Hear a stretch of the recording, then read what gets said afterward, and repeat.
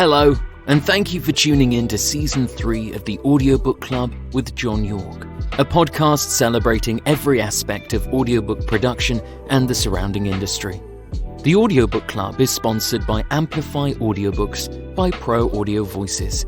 To hear more about the phenomenal movements Amplify Audiobooks is making for independent authors in the audiobook space, you can find a direct link in the bio of this episode, as well as a short but informative advertisement within this interview. Let's start the show. Hello and welcome to the Audiobook Club. In this week's episode, we're so lucky to be joined once again by authors of the Enigma series, Breakfield and Burkey. Rox and Charles, it's so lovely to have you join us once again on the show. How are you today? Awesome, Johnny. What a pleasure. Thanks for having us back, Johnny. Oh, thank you for wanting to come back. I had the pleasure, of course, of chatting to you both, as well as the audiobook narrator Derek Scholes in Season 1 of the podcast. For those who haven't listened to that first interview quite yet, and are finding the Enigma series for the first time, may I ask for a quick rundown of the Enigma series and what readers can expect when jumping in? Rox, you want to go at that? You're pretty good at snappy and succinct. I can't say my name in 20 minutes, so I go ahead. The Enigma series is a techno thriller series, which means there is a foundational technology threat in each of the stories. They are designed for young adults and above, and they actually follow a group that we are heroes. We call them the R group, and they fight cyber criminals from the dark net. They find that they stick to the moral high ground, and though each book is certainly something that can be listened to on its own, the series and the characters get richer if you do them in order. So it gets quite fun. And of course, Derek Scholes, as you mentioned, John, really is the voice of the series. And he's wonderful. I'd like to camp onto that and just highlight the fact that we spend a great deal of time working with him on the audio portions of it. He's more of a voice actor. Not fair to call him a narrator. I always bristle at that description of him because he has such a wide range of capabilities from across multiple dialects, age groups, male and female. He's remarkable. Absolutely, I couldn't agree more. From what I've heard from him. He's just absolutely phenomenal. Now, last time we spoke, we touched upon the writing process. I'd love to chat a little bit about the research, because these books delve into the depths of what's possible in the cyber world. Are you both always having to keep an ear to the ground about what's new in the tech world? Is that like a constant thing on your mind of listening to what's coming out, AI coming out, and all the different things? Are you always with an open ear to put on stories, etc.? We're standing at the end of a conveyor belt of technology information that just floods us regularly. Mm-hmm. It's actually more of a challenge to say, okay, I can use this, I can't use that because it's old news, it's 20 minutes old. So there's always a new threat, and it's the sad state of affairs, to be honest, is that the good guys are always behind the exploits of the bad guys. So they're always playing catch up, and it's very realistic in the attack vector that we see, that we research, we chronicle, and then how would the good guys deal with it? Well, first of all, they get slapped around, and it's like, wow, we've never seen this before.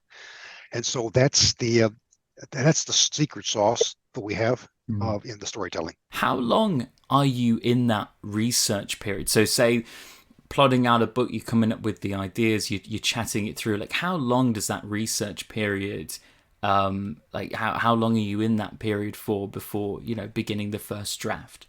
That's an interesting question, John, to be honest with you. So because it's part of our professional careers, it's something that we cultivate all the time.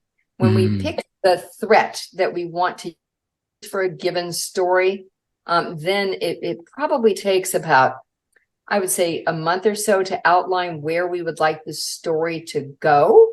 And then from there, it would be more along the lines of, the the back and forth writing of it to weave all of the threads and the threat into the story. So for example, the Enigma stolen, that's all about big data stealing the future so you don't have choices.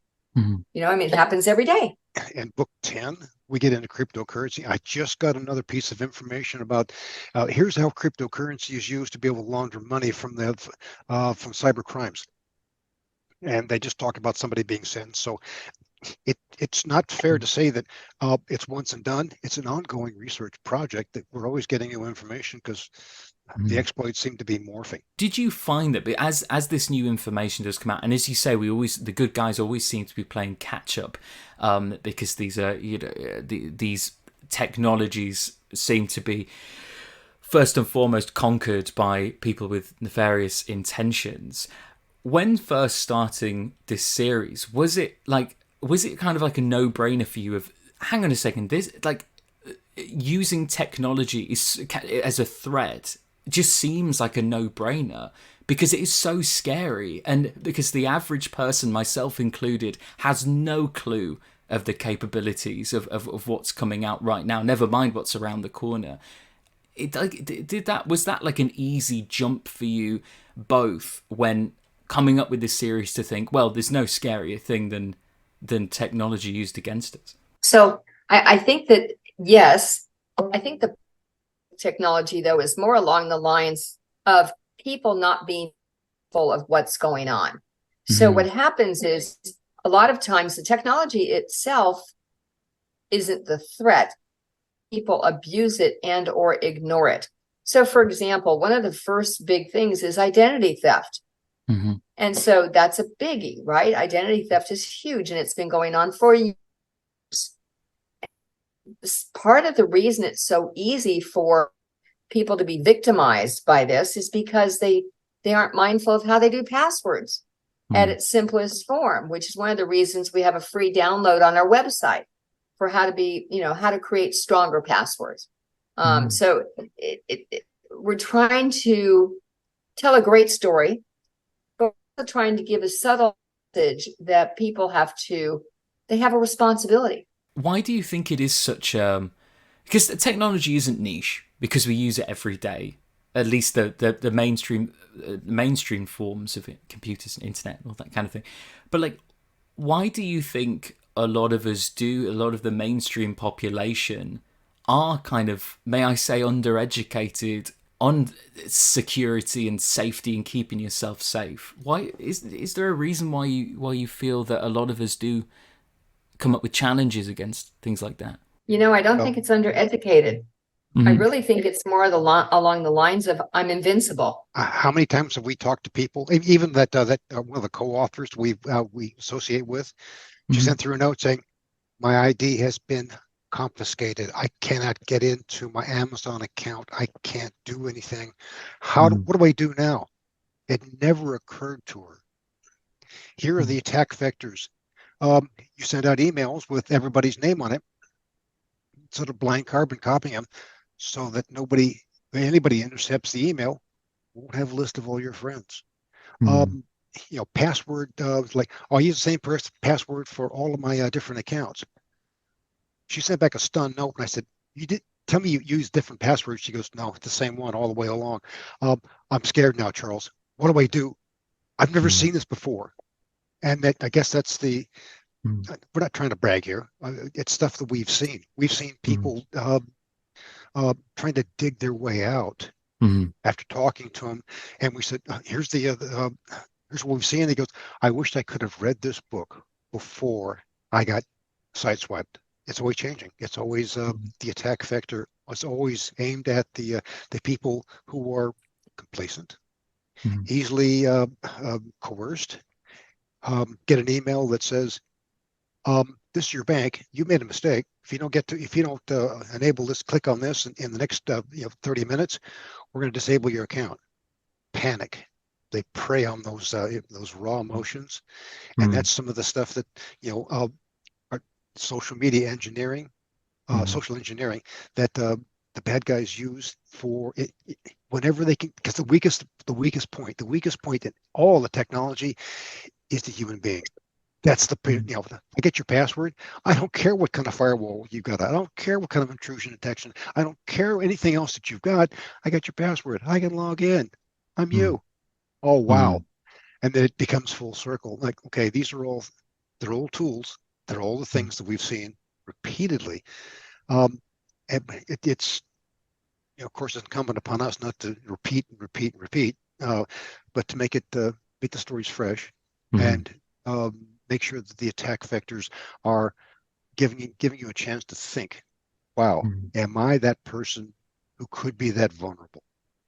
mm. Good question. I mean, I know you in your day jobs, and you obviously experienced in this going back a long time. But has writing this series affected how you view the future of technology? Looking on that darker side, I know you have experience in your day jobs and other things, but it's like to get into the mindset of, the real dark themes of how this can be used against somebody. Has that changed the way that you look at the future? Yes and no. I think technology initially is being created to help various segments. I think that you have some people that want to take it and turn it on its head, Mm, use it to undermine individuals, to do things like, oh, I'm going to hack your computer and put a virus on here to get ransom mm, money from you because I can. And it's I think in a lot of cases it's people that are lazy. They sit around in the back room with all their little computer gear and just think up ways to take advantage of people. mm, Agreed. Yeah, it's unfortunate that um, it only takes one mistake. That's the irony of it. You can do 99.999% of everything right, and you make that one mistake. I lent somebody my phone so they could do something, and they went out and got it infected, and so now I can't use it for two-factor authentication. mm, Just things that you wouldn't expect. It's like, and then the nightmare starts when you're now the focal point of how do I fix this? And those are the things that we find terrifying. mm, It's like Stephen King once told me. He said, um, "This is the way you do it. You show the angelic side. You show all of the wonderful capabilities, all of the kitty cat, collie dog, the white picket fence, the 2.1 children, and the wonderful attributes, and then you let loose the monsters." And that's exactly the advice that we've taken to heart. We do that mm. because, like, okay, everything should work this way, except when it doesn't. We've touched upon fragments of this in the last question and a few questions before, but just in a nutshell, what do you want your readers to take from this series? Oh, mostly I want them to take away that it's a great storytelling Mm, experience. mm, Yeah, me too. That's that's enough. That's number one thing. But the other is that the little tiny grabs of, hey, you could do this, you could do that, you could make things better for yourself. I mm, think that's important as well. The cyber heroes and most security people that are out in the world today stay one step behind mm, the cyber criminals because they have more time to just sit around and think up stuff, mm, and then you have to go on how many avenues to battle them. So I think it's the experience of the story, and when you're listening to it, it becomes absolutely immersive. That's one of the things we spotted early on, John. Uh, we've written the stories, and then we turn them over and we work with the voice actor Derek Scholes, and uh, we can't wait to hear what he's done with the story. I mean, it's like popcorn night. Okay, good. We got five chapters to listen to. Quick, let's sit down with our favorite adult beverage and popcorn, and let's listen to us. And it's so. It's difficult to describe because it was a shocker the first time that we heard him go through chapters like Wow. That's just, um, uh, we wrote that. No kidding. I mean, but he breathes the life into it. Mm. That an audiophile person would just go, yes, I'm there with them. And that shot just grazed past my head. And I'm dealing with these people. It's like, wow, tasty material. Fantastic. I know, Rox, you have experience reviewing audiobooks. I'd just like to throw the question out to both of you. Where did you first come in contact with audiobooks as a format, as a way of enjoying, the written word? I know my exposure with a really fabulous voice actor, Ryman, and he has done some amazing renditions of, leading books. And he now does about trying to reach out to children with disabilities who can't hear but can feel some of the stuff with the way he's audio hookups for them. And so he was the first person that I met personally that really had a good way of and explaining the audiobook. So and he was absolutely phenomenal. He actually kind of gave us a little bit of step by step on how to walk down the path. We also spotted early on, a lot of times we go to these book fairs and people would say, wow, this all sounds nice, but I don't have time to read. Wow, no kidding. He said, no, I got kids, I got elderly parents, I got this and all. I love to read, but the 15 minutes a day that I get is not enough. And I have this long commute, so I listen to audibles. If you got an audible format, that was actually a question that was posed to us, and we're like, yeah, why don't we do that? That's one of those things. And then, as Roxanne indicated, we met up with Richard Ryman, and he said, here's how you do it. And we basically got a shopping list. You do this, do this, do this. And it's not for it's there's more engineering to it than it sounds like. You don't just throw the manuscript over to the voice actor and say, let me know when it's done. That's not how it works.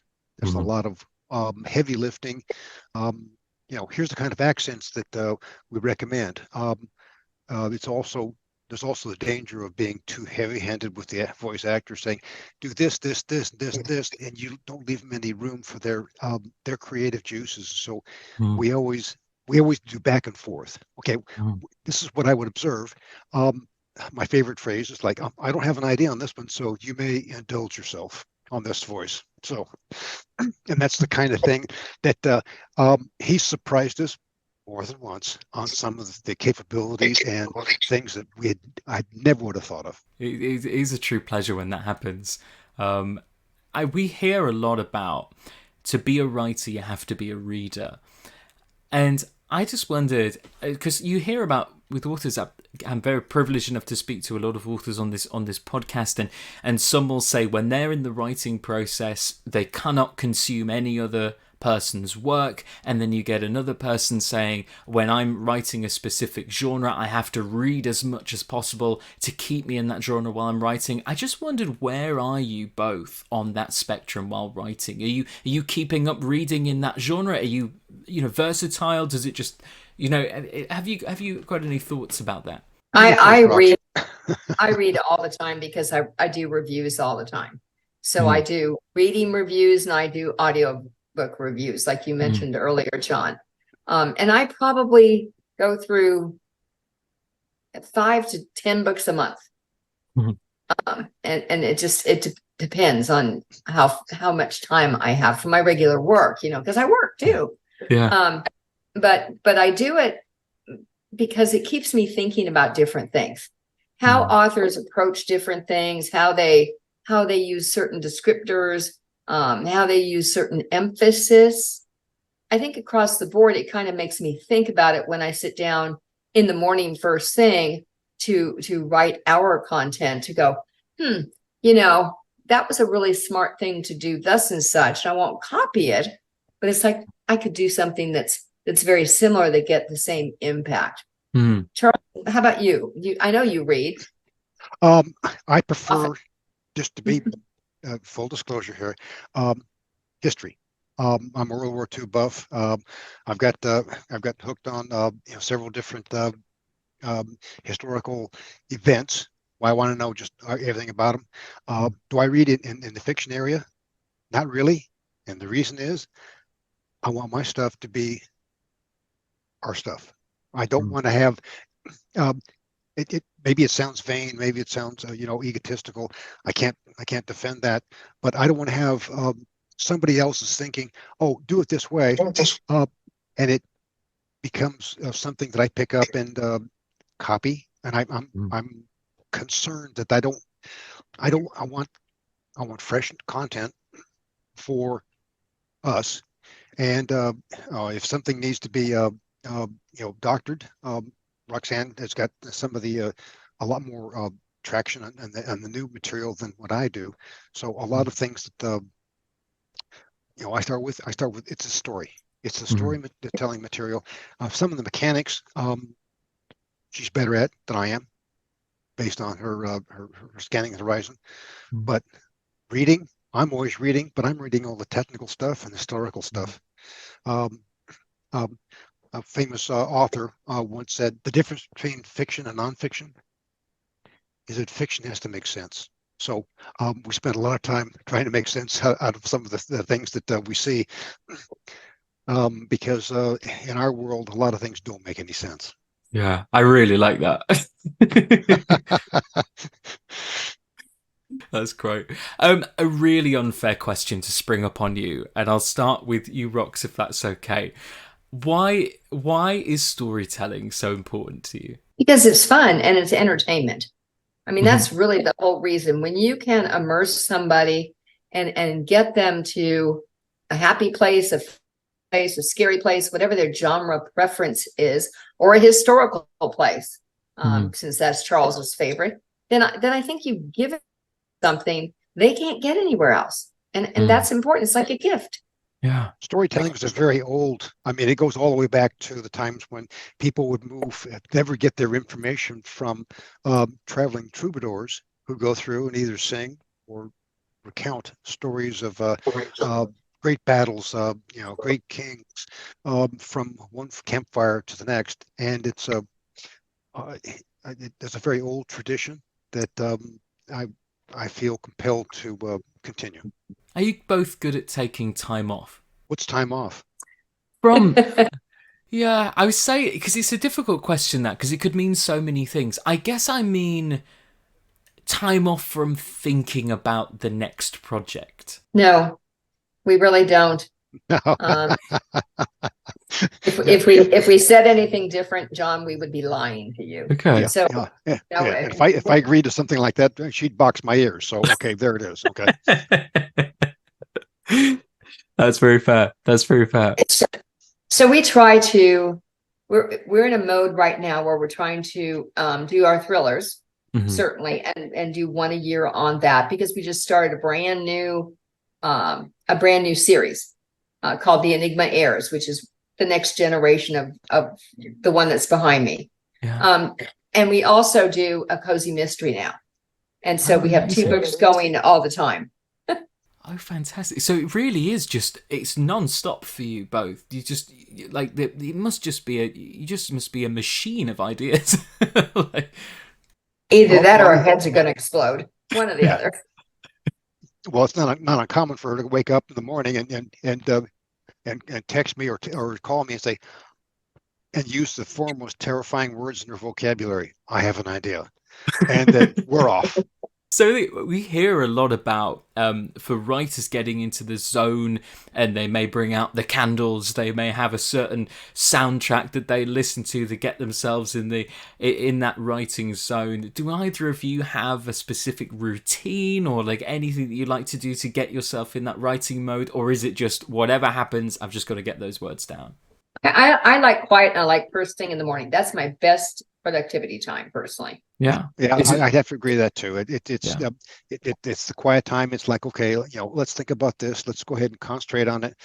Um, um, but to be honest, every once in a while, in the afternoon, I'm like, it's nothing's gone right. Nothing it works correctly. I mean, I'm interrupted all the time, and so I'll put on Wagner's Rite of the Valkyries at maximum volume to annoy the people next door to me, and start writing.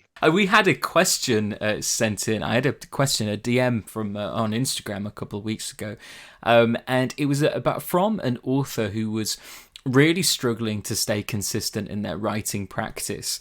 Other thing, as we know, life gets busy, other things come up, work gets busy, and if it's not your full-time gig, or it's something that maybe you're aspiring to start, maybe it's the first one, it can sometimes be difficult to stay consistent and to keep that goal of finishing something at the forefront. Have you any advice to those in that position? May I ask Rox first? So John, I think the consistency, when you're especially first start, try to sit down for at least an hour to 2 hours at a time and just write. Don't try and edit thoughts out. Get your ideas out. Get your direction going, because it will fire you up. You can always edit. I've seen writers that they'll put one paragraph down and then they'll angst over it for 2 hours, trying to get the wording just so. But with the next paragraph, all of that. So it's easier, more productive from my perspective. Okay, maybe it's just me, but it's easier to get a lot of things down and then go back and edit. Yeah, it definitely is the spaghetti test effect, where you take the pasta out of the out of the boiling water, throw it against the wall, and see what sticks. It's important not to be. I'll take a little bit of contrarian position on this. Consistency tends to suggest same old, same old. Don't be afraid to stretch. As a matter of fact, we've actually had a couple of reviewers say, this is not the same. Every book is different. You're not using the same old tired formula. These people know how to write stories. Don't be afraid to stretch and say, don't give me the same old stuff, give me better. So it's important to be able to think along those lines. Don't be using the same old formula. I've talked to readers that said, man, and I won't mention names because that's not fair. He said, but this author, it's the same thing over and over and over again. Their name is so big, they do the same thing. I'm like, I don't want to be guilty of that. I'd rather have you say, I like that one, but the other one was like, wow, it's kind of off the wall, guys. Are you sure? Because we've had other people say the same thing about in reverse direction. So don't be afraid to branch out, stretch. Yeah. It shouldn't be the same. It's got to be the story. And the story is always a little bit different if it's going to be enjoyable. So you always thinking about how can I push the boundary when the next one comes, when you start work on the next book, are you always kind of think, okay, I want this to be different, I want this to be fresh, how can I step up that game?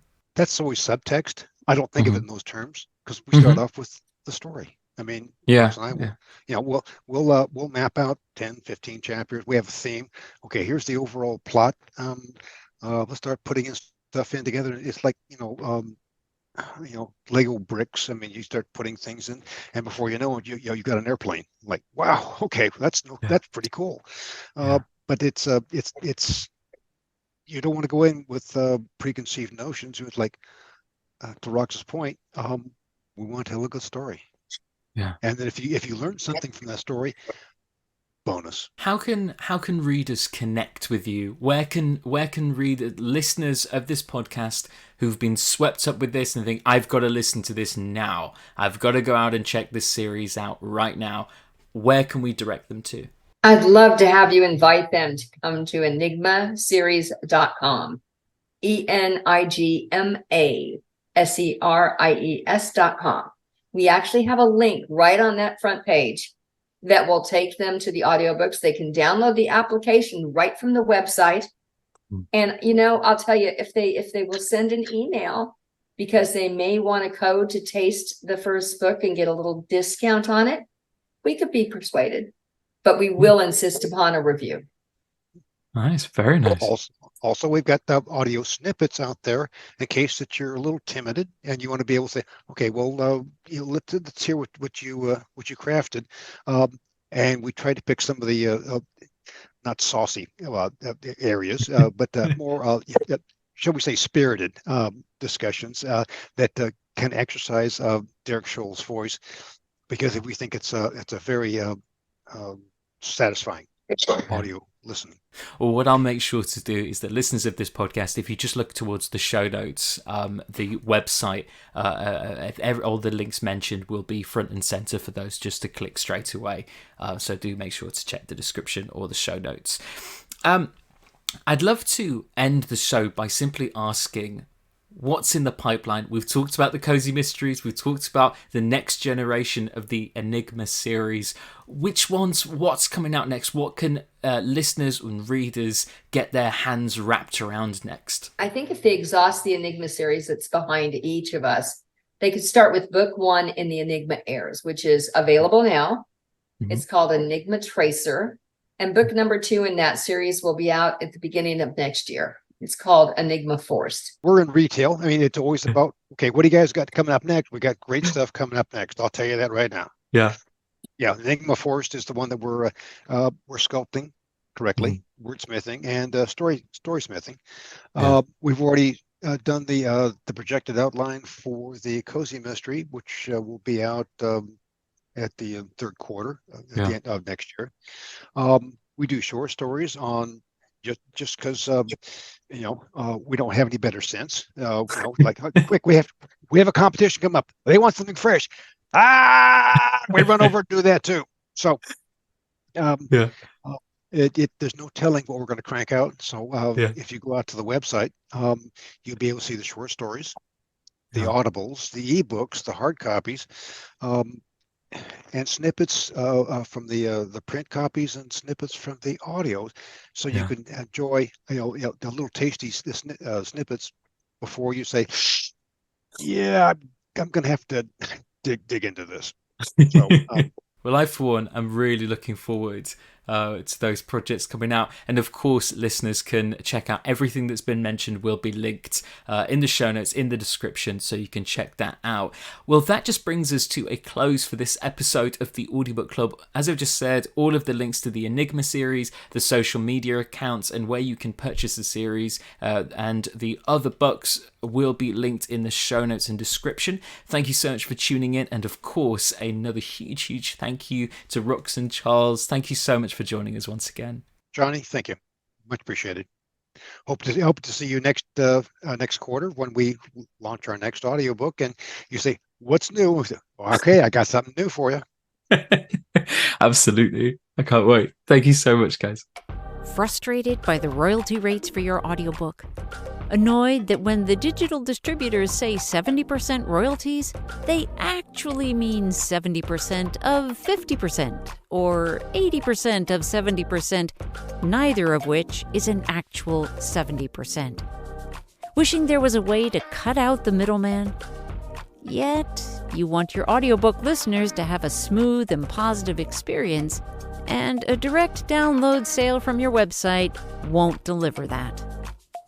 We at Pro Audio Voices hear you. Out of our commitment to our author clients, we've created Amplify, a program that provides an actual 65% of the sales price that you set, that gives you access to your customers' names and emails so you can reconnect with them, and keeps you in the driver's seat. Check it out at proaudiovoices.com. You'll find Amplify in the marketing menu.